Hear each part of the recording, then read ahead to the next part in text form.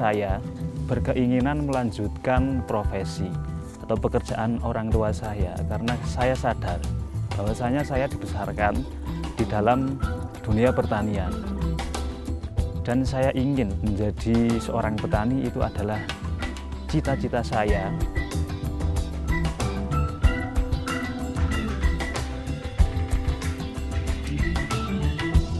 Generasi muda adalah salah satu penerus pertanian sebagai halnya pejuang pangan.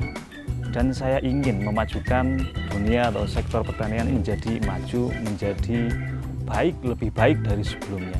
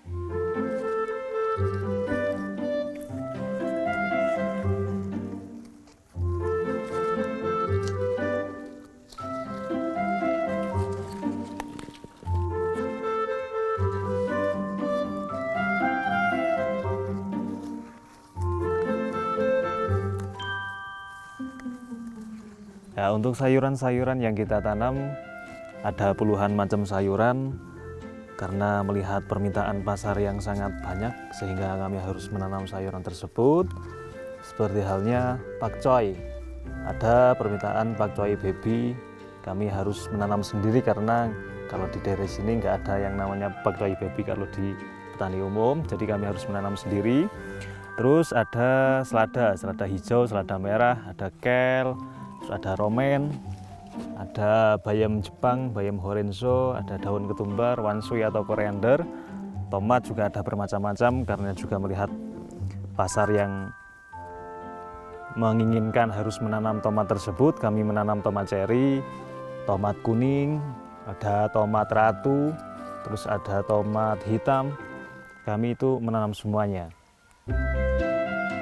Keluasan lahan yang ada di sini kami kira-kira sekitar 1000 meter persegi, dan itu ditanami berbagai macam sayuran kebutuhan pasar.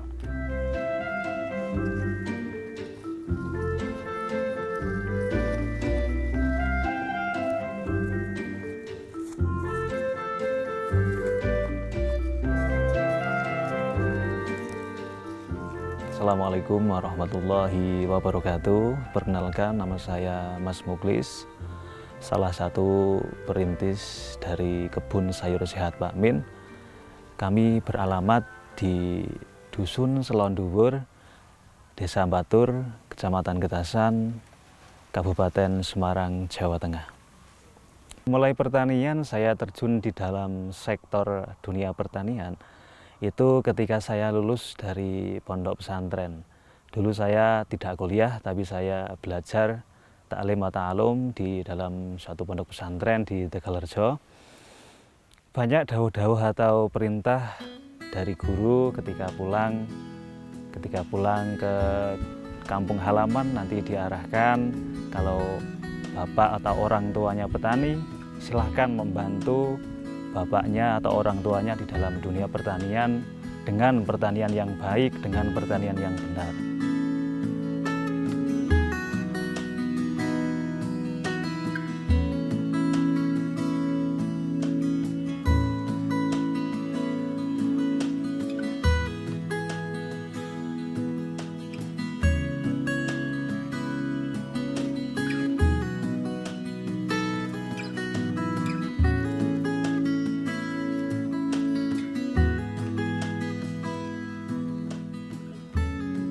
Oke sahabat semuanya, ini namanya tomat indigo rose atau tomat hitam.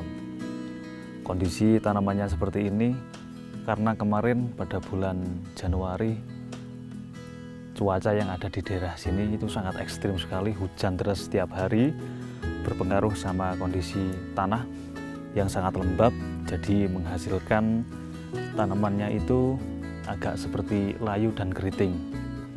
Dan ini hasil dari bibit atau benih yang kami kembangkan sendiri. Tomat indigo rose sangat banyak akan khasiatnya, salah satunya adalah mencegah penyakit kanker dan diabetes karena kandungan oksidan yang sangat tinggi. Ini yang sudah matang.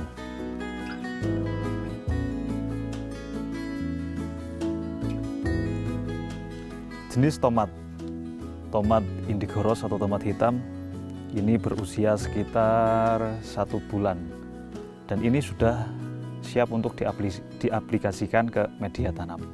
Untuk estimasi atau umurnya sampai panen sekitar 3 bulan untuk tomat hitam.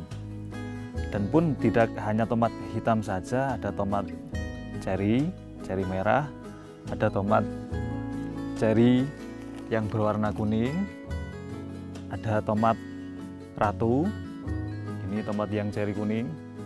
Di sini kami juga mengembangkan benihnya sendiri supaya tidak ketergantungan dengan pabrik benih.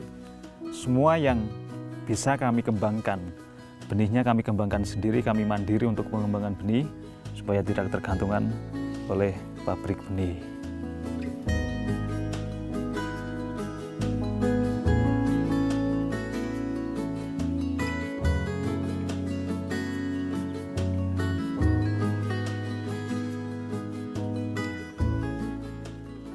Oke teman-teman, ini namanya bunga refugia.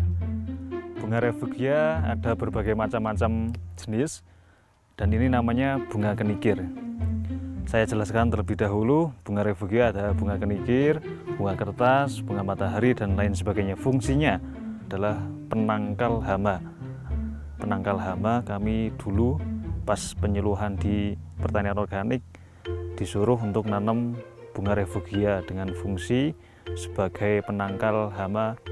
Kalau hama-hama yang biasanya datang adalah kutu-kutu kebul. Kutu-kutu kebul itu biasanya mencari warna-warna yang cerah. Yang cerah nanti akan mendatangi bunga tersebut.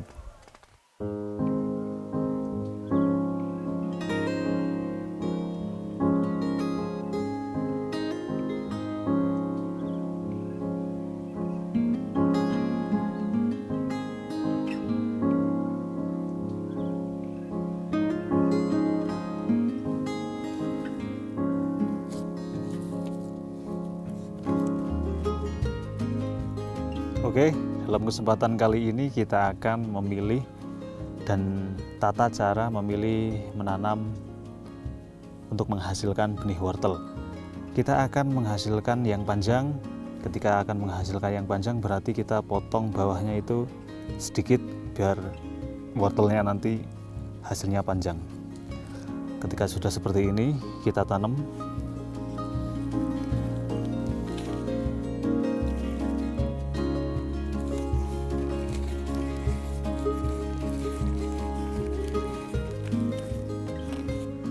Untuk yang kedua, kita nanti memilih benih untuk jadikan benih yang agak gemuk, yang tidak terlalu panjang, berarti kita motongnya agak panjang. Sekitar segini, kita aplikasikan ke media tanam.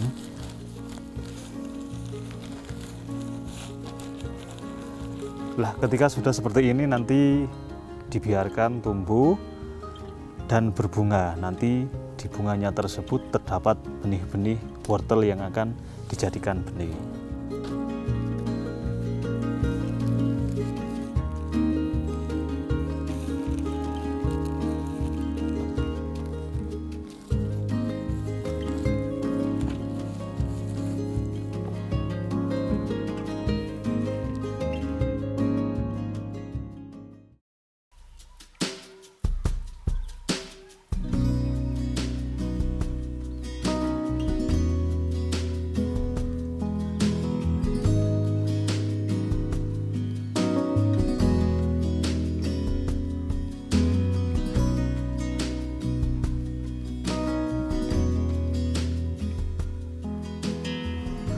Di kesempatan kali ini saya akan membuat pupuk cair atau pembenah tanah yang namanya bisa disebut JMS atau Jadam Microorganism Solution. Untuk bahan-bahan yang kami gunakan, yang pertama adalah kentang.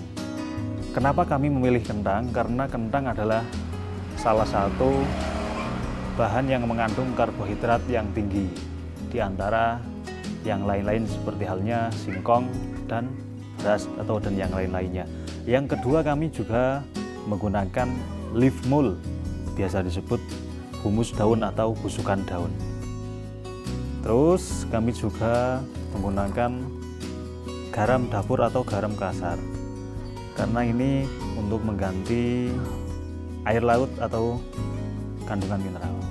Ya, untuk takaran atau skala pembuatan JMS atau Jadam untuk leaf mold itu takarannya beratnya 500 gram atau setengah kilo. Kita taruh ke dalam kain yang tipis supaya nanti bisa meresap.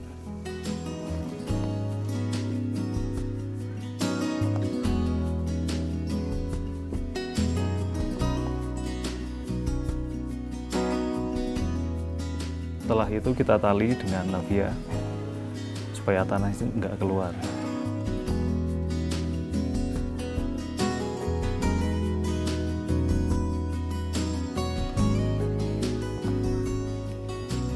Untuk proses selanjutnya, untuk membungkus kentang, untuk skala kentang idealnya adalah 50 gram, untuk maksimalnya 150 gram. Ini untuk kentangnya kita rebus terlebih dahulu sampai dengan teksturnya lembek atau empuk, baru nanti kita bisa digunakan.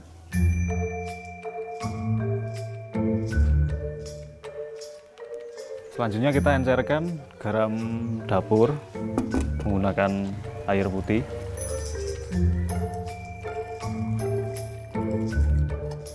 Untuk takaran garam dapur itu 50 gram. Untuk JMS sendiri itu pembenah tanah supaya subur tanahnya dan tidak ada kandungan-kandungan kimia yang ada di tanah. Ini setelah cair, kita masukkan ke dalam 10 liter air. 10 liter air ya teman-teman.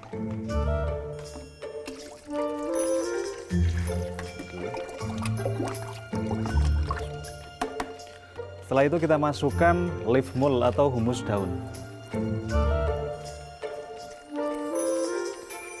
Terus sampai berubah airnya. Selanjutnya kita masukkan kentang yang tadi sudah direbus. Kita peras sampai hancur dan mengeluarkan air. Nah, setelah jadi nanti untuk mikroorganisme dalam setiap 1 cm kubik Jadam terdapat 100 juta mikroorganisme yang terdapat di dalamnya.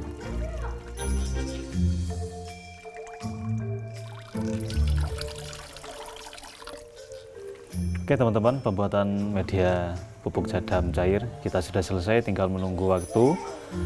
Kita nanti tutup dengan rapat supaya proses yang ada di dalamnya nanti bekerja dengan baik, tutup dengan rapat, dan waktunya itu 3 hari sampai bisa diaplikasikan ke media tanam.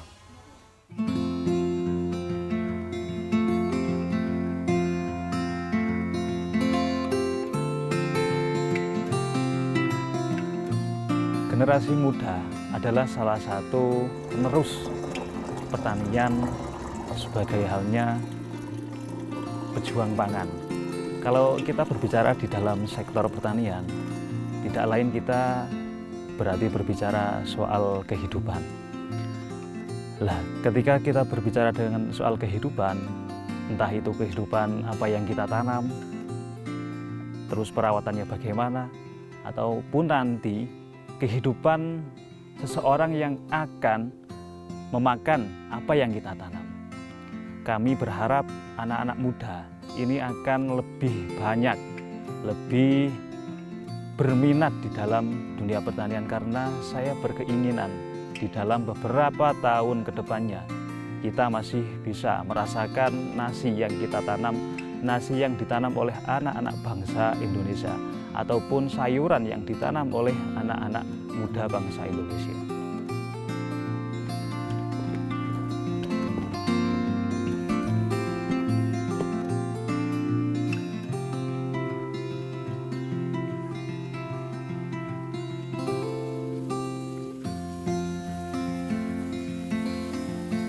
Oke teman-teman, ini adalah salah satu lahan kita yang kami tanami wortel, adapun jenisnya adalah wortel Brastagi melihat permintaan pasar.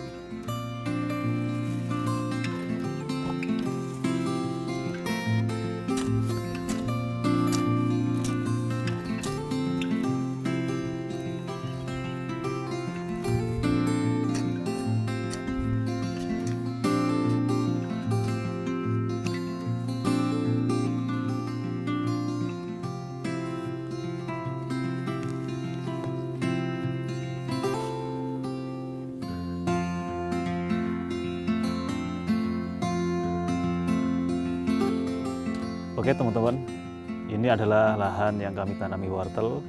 Sebelum kami tanami, kami gemburkan terlebih dahulu dan kami siram di media tersebut. Untuk penyiraman kami memakai pupuk yang kami buat sendiri adalah jadam supaya tanah itu lebih subur. Untuk usia panen wortel tersebut sekitar 3 bulan nanti sudah bisa dipanen.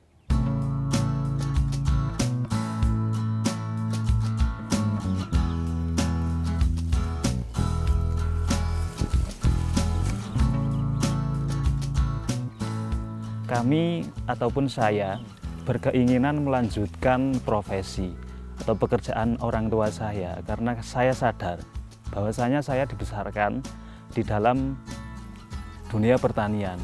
Saya sebagai rasa wujud terima kasih saya menjadi seorang petani itu adalah cita-cita saya, ingin meneruskan profesi orang tua saya. Dan saya ingin memajukan dunia atau sektor pertanian itu menjadi maju, menjadi baik, lebih baik dari sebelumnya.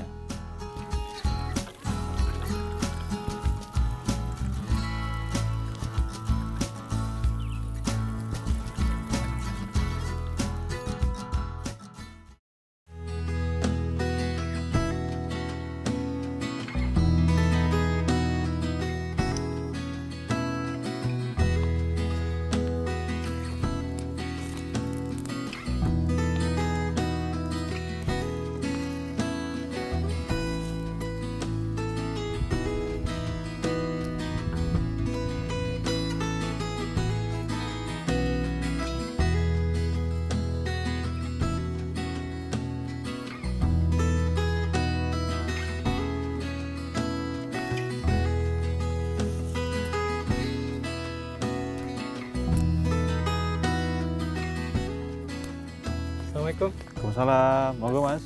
Muklis Pak Min. Lagi ngapain ini? Ini sama Bapak lagi panen wortel Mas. Panen wortel. Wortel Brastagi ini. Brastagi. Umur berapa yang dipanen? Ini umurnya sudah berumur sekitar 3 bulan, jadi sudah siap panen dan ini wortelnya Mas. Bagus untuk warnanya, kalau Brastagi bercorak keoren-orenan, seger. Lebih menarik ya? Lebih menarik Mas.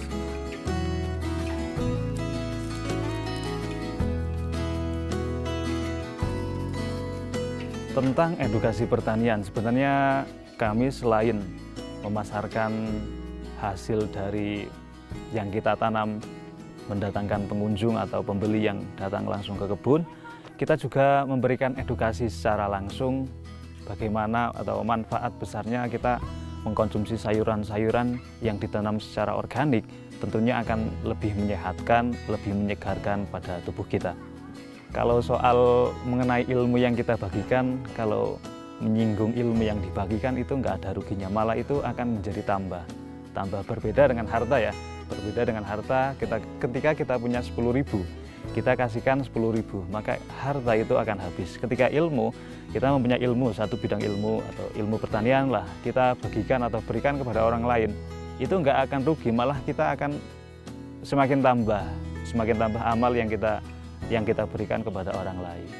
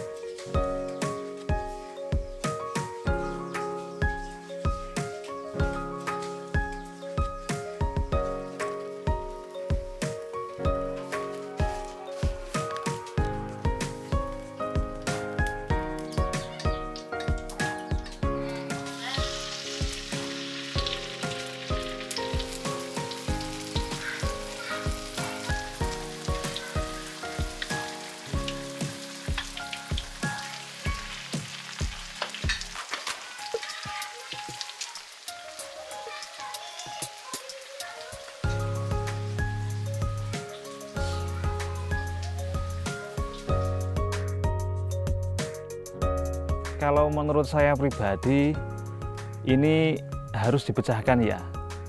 Pemikiran-pemikiran seseorang yang bertani secara organik itu harus membutuhkan biaya yang mahal. Kalau menurut saya itu biayanya nggak terlalu mahal. Bahkan bisa dikatakan itu sangat murah lah, sangat murah sekali untuk bertani organik. Yang penting catatannya kita tahu ilmunya, oh yang diaplikasikan ini harus pakai pupuk apa kita harus beli di pabrik, beli di toko, atau kita bisa buat sendiri. Kalau kita bisa buat sendiri, kenapa kita nggak buat sendiri? Kan itu lebih murah. Untuk harapan saya ya, kepada teman-teman yang sudah terjun atau bertani secara organik, teruskan saja, karena kita visinya itu menjaga lingkungan dan melestarikan alam.